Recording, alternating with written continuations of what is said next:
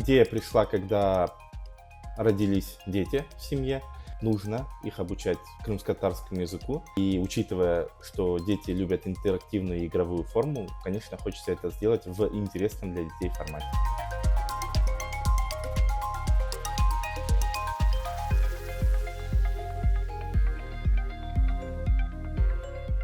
Хатых — это мобильное приложение для Android и для iOS. По сути, это интерактивная форма изучения слов крымско-татарских, словосочетаний, устойчивых выражений. Преимущество крымско-татарского приложения Хатых — это в том, что оно сделано в современном формате, в формате мобильного приложения. У нас очень мало мобильных приложений, что в плане языка, что в плане культуры.